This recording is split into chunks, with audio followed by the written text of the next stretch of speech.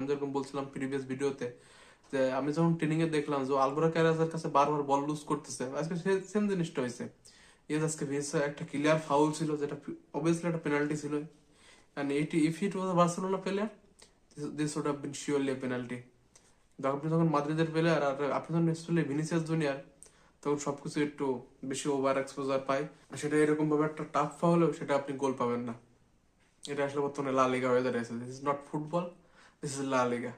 তারপর যখন আমরা একদম গেমটা কন্ট্রোল করা শুরু করি, আমাদের মিডফিল্ডে খুব দারুণভাবে কাজ করছিল তখন। যখন আপনি দেখবেন যে আপনার মিডফিল্ডে ভালো মতো কাজ করছে, আসলে কামাভিঙ্গা, আজকে কামাভিঙ্গা কি জিনিস সেটা দেখাই দিছে। তো কামাভিঙ্গা আজকে নিজের পুরো ফুল পোটেনশিয়ালে খেলছে। সোয়ামেনি আজকে আবারও সে আউট অফ পজিশনে চলে আসছিল বারবার। কামাভিঙ্গা খুবই উপরে উঠে যাচ্ছিল। এই জিনিসটা খুব একজন পিভট হিসেবে খেলার প্লেয়ার যখন খুব বেশি মিডফিল্ডের উপরে উঠে যায়, তখন আমরা যে করে কাউন্টার অ্যাটাক কনসিড করছি, সেটা তারই ফলাফল হিসেবে গণ্য হয়। কারণ আর অন্যদিকে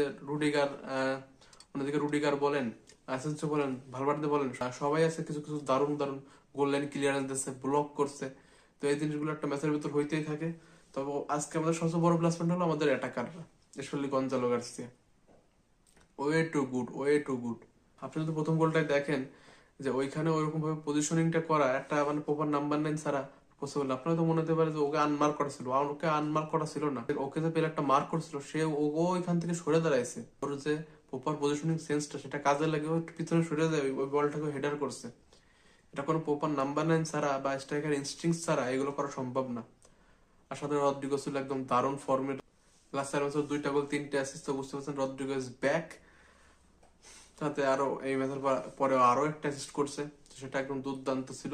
এবার ফার্স্ট গোলটা হওয়ার পরে আমরা তারপরে 5-7 মিনিটও খুব ভালো মতো প্রেসিং করতেছিলাম, চান্সেস ক্রিয়েট করতেছিলাম, ভালো মতো ডিফেন্স করছিলাম। কিন্তু তারপরে কি হলো, প্রতি ম্যাচে যা হয়, মানে আমাদের প্লেয়াররা কি হয়, ওয়ে টু রিল্যাক্সড, মানে তারা ঠিকমতো দৌড়াতে চায় না, ঠিকমতো প্রেস করতে চায় না, ঠিকমতো ডিফেন্ড করতে চায় না, মানে একবারে মাঠের ভিতর পরে হাঁটে ফেলে তো শুয়ে থাকতে পারলে আরো ভালো হয়। একদম সেই সিস্টেমটা আবার চলে আসছে। তারপর থেকে কিন্তু রিয়াল মাদ্রিদ যেগুলো চান্সেস ক্রিয়েট করছে, ওরা যেগুলো শট নেছে, আজকে আমরা খুবই খুবই লাকি যে ওরা চান্সেস গুলো কনভার্ট করতে পারে না। সেখানে আমাদের ডিফেন্সের দারুণ ব্লক ছিল, করতে আনরিল সেভ ছিল, পোস্টে হিট করছে তারা। তাহলে আজকে সিনারিও কিছুটা ডিফারেন্ট হইলেও তো হইতে পারতো। তারপর সে সেকেন্ড হাফ, ফার্স্ট হাফ তারপর আর বলার মতো কিছুই ছিল না। ওই অলমোস্ট মানে 30 মিনিট পর থেকে ফার্স্ট হাফ শেষ পর্যন্ত আমরা অ্যাটাক মানে খালি কনসিড করেই গেছি, অ্যাটাক কনসিড করেছি আমরা।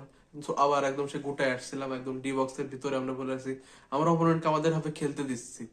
এই জিনিসগুলো যখন করা হবে বারবার, তখন কিন্তু আমাদের জন্য থ্রেটটা ক্রিয়েট হবে। আর সেগুলো প্রতি ম্যাচে হচ্ছে। আর আমার আজকে মনে হচ্ছিল যে